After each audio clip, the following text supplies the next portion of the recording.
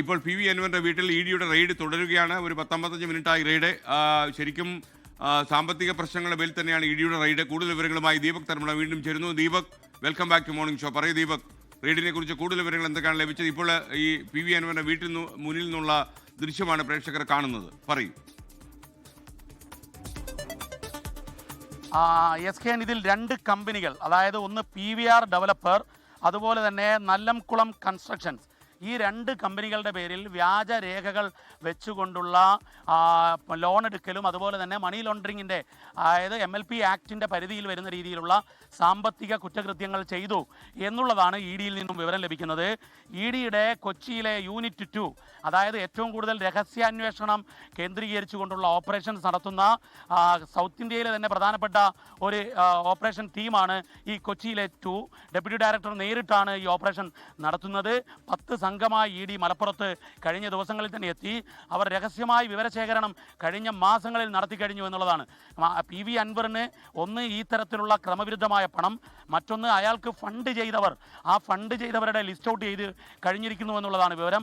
ആ ഫണ്ടിങ്ങിന് ഉപയോഗിച്ച പണം എന്തൊക്കെയാണ്, അത് രാജ്യത്തെ സാമ്പത്തിക ഇടപാട് നിയമങ്ങൾക്ക് വിരുദ്ധമായാണോ എന്നുള്ളത്, അതുപോലെ തന്നെ ഈ പി വി അൻവർ ചില ഉദ്യോഗസ്ഥരെ കൊടുക്കാൻ ചില സാമ്പത്തിക ഇടപാടുകൾ നടത്തിയിരുന്നു എന്ന് നേരത്തെ തന്നെ പല ഏജൻസികൾക്കും പല ഉദ്യോഗസ്ഥർ തന്നെ പരാതി അയച്ചിട്ടുണ്ട്. അല്ലാതെ അനോണിമസായി ഇ ഡിക്കും അതുപോലെ IB ക്കും ഒക്കെയുള്ള പരാതികളുണ്ട്. ഇത്തരം പരാതികളുടെ വിവരങ്ങളിലേക്കൊക്കെ അന്വേഷണം കടക്കുന്നു എന്നുള്ളതാണ് നമുക്ക് വിവരം ലഭിക്കുന്നത്.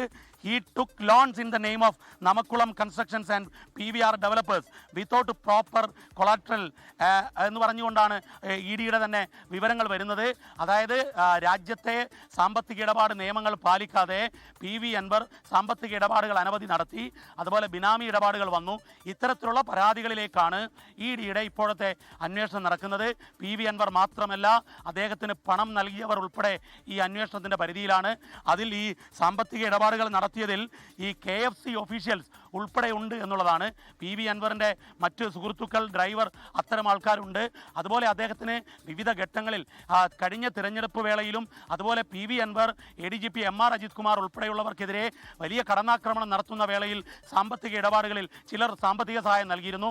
അത്തരം ആൾക്കാരിലേക്കും അന്വേഷണം നീങ്ങുന്നതിൻ്റെ സൂചനകളാണ് ഇപ്പോൾ ഇ ഡിയിൽ നിന്നും ലഭിക്കുന്നത്. SKN. ലോകത്തെവിടെയായാലും ഏത് സമയത്തും 24 വാർത്തകളും ഓഗ്മെന്റഡ് റിയാലിറ്റി പാക്കേജുകളും എക്സ്പ്ലെയിനറുകളും വിശദമായി കാണാൻ ഞങ്ങളുടെ യൂട്യൂബ് ചാനൽ നിങ്ങൾക്ക് സബ്സ്ക്രൈബ് ചെയ്യാം.